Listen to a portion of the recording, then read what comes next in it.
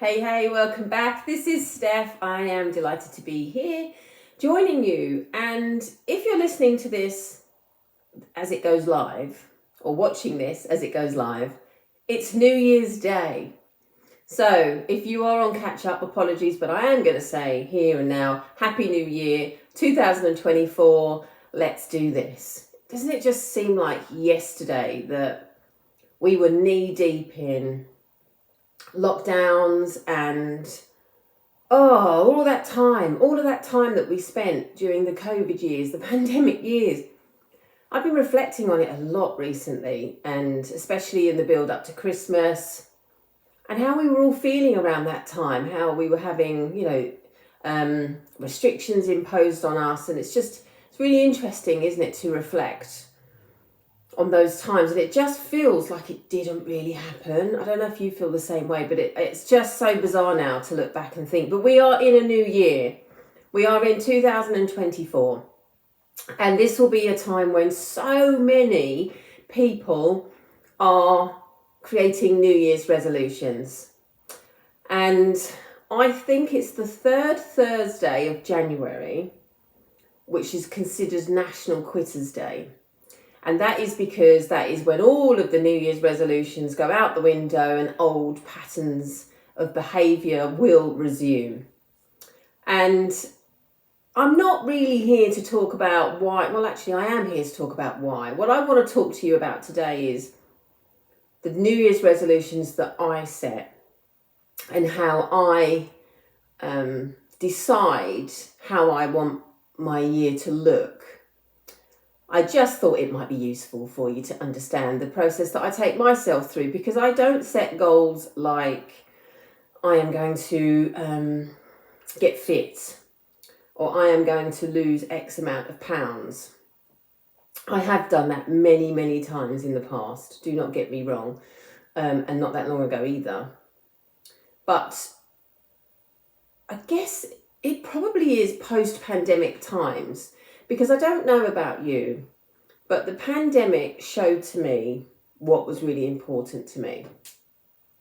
And I think it did for a lot of people, but what we did is we started to move back into a world without those restrictions, and kind of normal service resumed. Was we forgot the lessons of the pandemic because we were so overjoyed to get our normal lives back for many, that all of the lessons that were there to be shown to us during the pandemic slowly disappeared.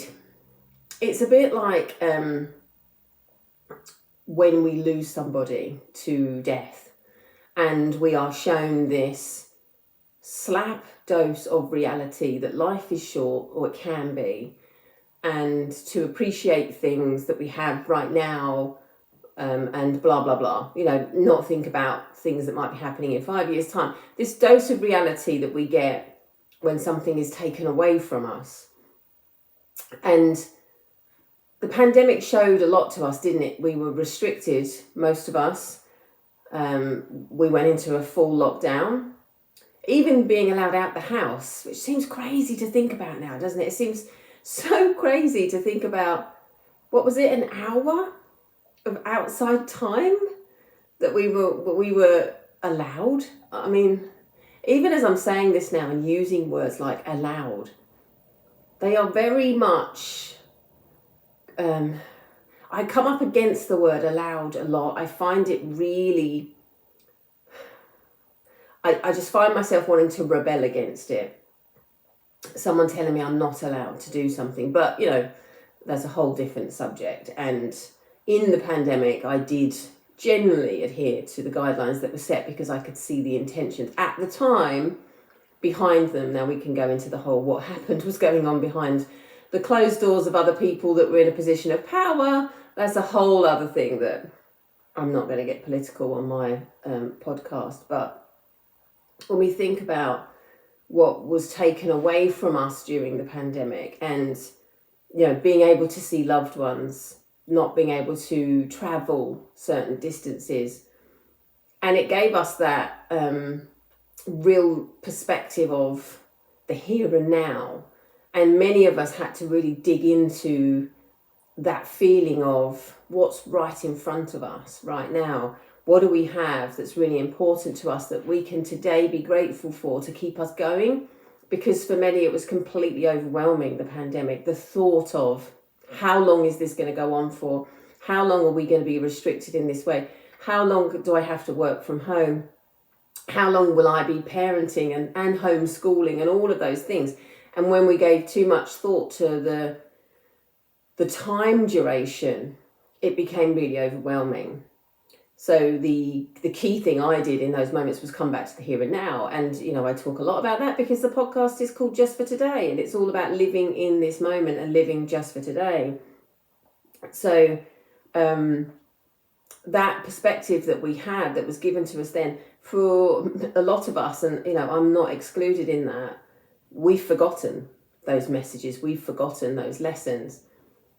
But I work regularly and daily on keeping in the present, because I think the present is where the magic happens. Now, as the end of the year approached, and I came to the end of my working year and I wasn't seeing clients anymore, I did give a lot of focus. I spent time with my business coach, Shelley. We did a forecast for 2024 in terms of where I want to take my business. I looked at, I did my vision board, that if you look on social media, you will see a post about that. I sat and spent time doing that, really thinking about how do I want 2024 to look? Because intention creates our reality. And I desire to live an intentional life. And each and every day I set that intention that I will be present each and every day and notice. But, life happens and we get caught up in drama and everything else. And that's not always, I guess I'm at about an 80-20 with all of that.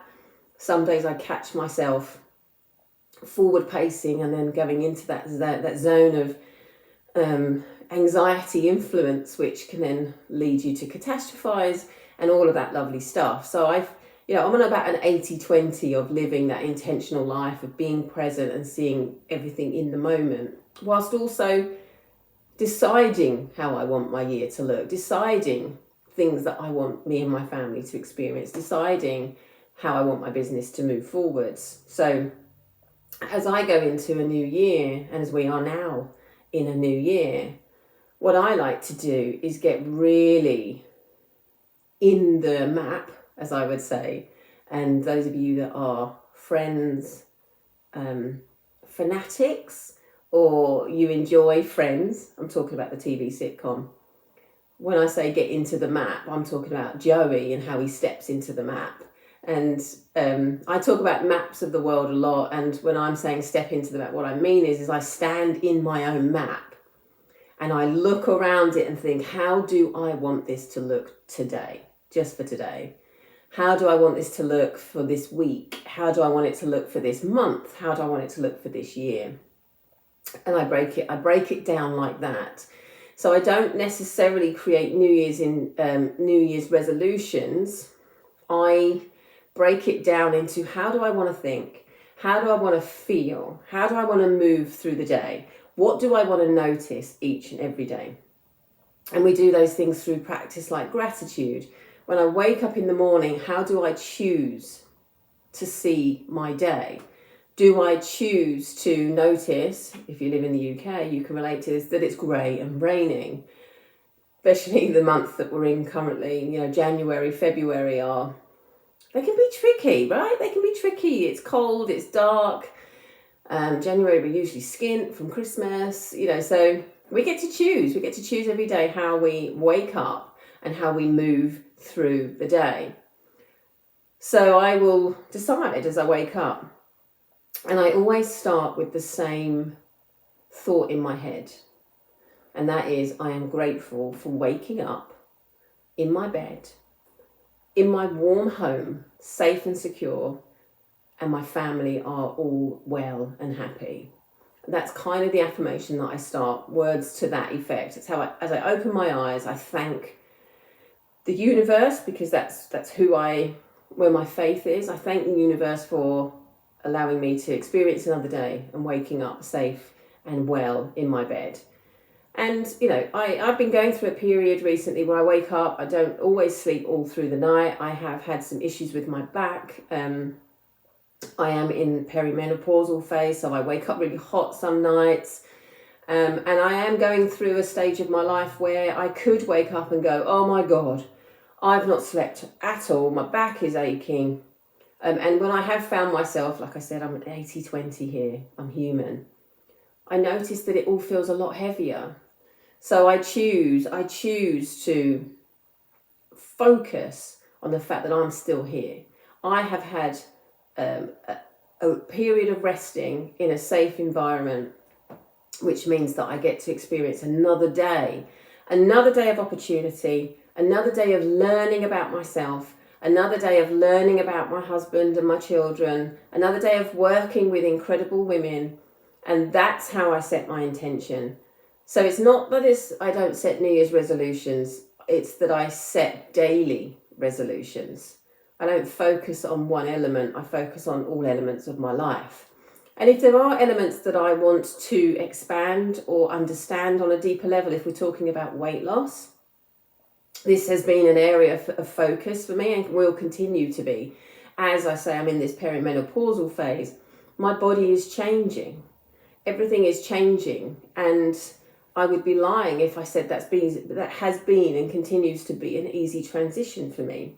So 2024 will still be an area of exploration for me around this and getting to know my body now as it's changing, getting to like it, working with that inner dialogue that is struggling with having curves in different places that didn't exist in my 20s and my 30s. I am in my final year now of my 40s.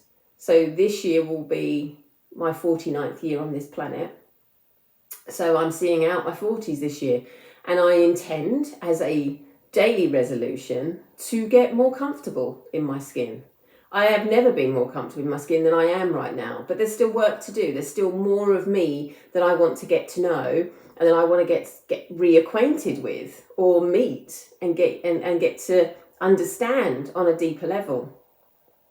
So I will be setting these intentions as we move through 2024.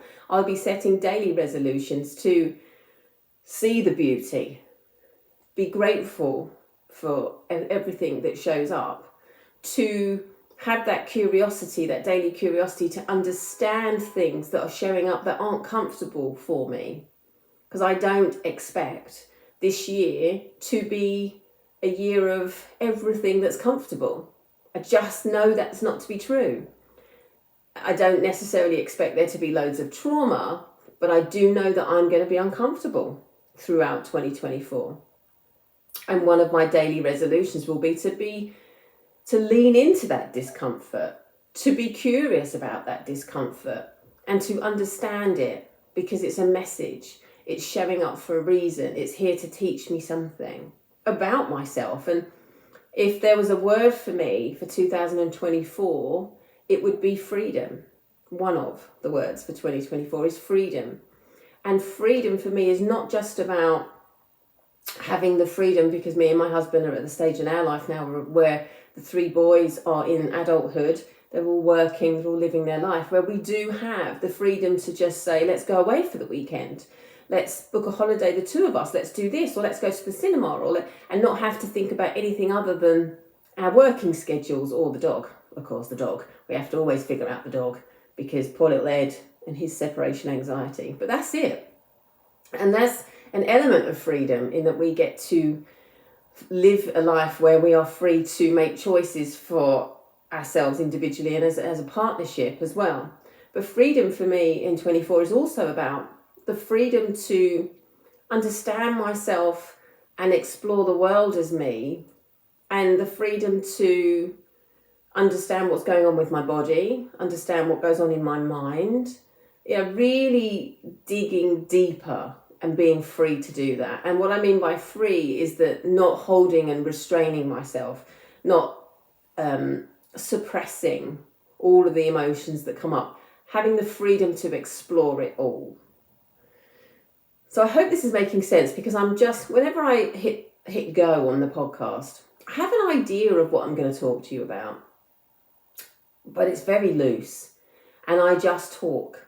And I randomly talk for 10 to 15 minutes, sometimes a little bit longer, sometimes a little bit less. And this is where I've landed. So I hope this is making sense, because New Year's resolutions are... I've done a whole other episode on this from the beginning of last year that you may want to go back, which is where I talk about the intention behind New Year's resolutions and how we can be successful with New Year's resolutions and actually understand if they're ours to even own. Because a lot of the time, New Year's resolutions aren't even what we want for our life, it's what we think we want, or it's what someone else might want for us, or what society might want for us. Specifically weight loss. Is that a societal pressure that you're putting on yourself to look a certain way? I know that's how I've felt in the past, which is why in the past as well I've not been successful at getting to where I want, because actually it might not even be right for me to be that size or that shape, because my body's changing. Everything's changing because I'm getting older and I'm maturing. So you might want to go back and listen to that episode as well. It's this time last year. Because I have a lot to say on New Year's resolutions. But this is a slightly different take for me, and I just hit the record button and off we went. So, intentional living is really, really important to me, and it's something I've been working with for the last few years now. And if it's something that you're curious about, just for today, I want you to think about how in 2024 you can move yourself forwards in an intentional way. Now, for some, you might not even know what that looks like. And it may be that you're at the very beginning of your journey of rediscovery of the woman that you are and the woman that you want to be. You may have forgotten a lot of who you are that may have been covered over by the layers of life, things that have happened. So you may not even know what I mean when I say, who do you want to be in 24? How can you live that intentional life? Because right now you may just be living for the day to survive, to just get through, to keep your head above water. And I hear you if that's where you're at, because I was at that place many, many years ago. And it's only through shedding the layers, through peeling them back and understanding them and getting reacquainted with who you were before, and also embracing who you are now, because a lot of these layers all of them would have taught you so much about yourself, but you may not be directing them in the right direction. You may not be able to understand them so you move forward in the direction that you desire. You may not even know where you want to go. You may just be literally, as I say, head above water, coasting your way day to day just to get through the day. I have something for you that will help you start to peel back those layers or assist you in continuing that process. Whether you're at the beginning of all of this, rediscovery, or you're well down the line of personal development and you want to know more about yourself, because this work is never done should you choose. Should you choose to keep understanding yourself, then it's a beautiful thing to do. But it's a lifelong commitment to get to a point where you understand yourself and really move through the world with alignment. So I have the starting, or I have the continuation offering for you in the form of Pause and Reconnect. Pause and Reconnect it comes in two forms for you right now. It comes in the form of a one-day in-person workshop in Chelmsford on the 16th of January, in which we will meet for the day. And we will look at all of the parts, which is beliefs and behaviours, feelings, how we can get reacquainted with all of our feelings, not just the comfortable ones. We look at your lifetime lived so far and how you can actually reframe them to be beneficial to you, to actually help you live your life with all of the lessons, even the ones that are really uncomfortable, and they can potentially power you forwards. And help you start moving and living with them rather than just barely surviving because of them. And then we get intentional about the woman that you want to be in 24. Now there's an in-person, there's also an online if you're not close to me in terms of geography, or you would prefer, lots of people prefer to work online as well. I do a 4-week online Pause and Reconnect in which we meet once a week for 4 weeks on Zoom, and I take you through these modules each week as well. So we do behaviours, beliefs and behaviours, feelings. We do collateral beauty, which is understanding the lifetime you've lived so far and how you can help, how you can harness the power of your lifetime lived so far and move forward. And then we look at intention. So if this sounds like a bit of you for 24, if you're ready to really get reacquainted with the incredible woman that you already are, I guarantee you, if you're listening to this, you're an incredible woman already, but you've just forgotten who you are. Let me support you in 2024 to remember everything that makes you the woman you are today.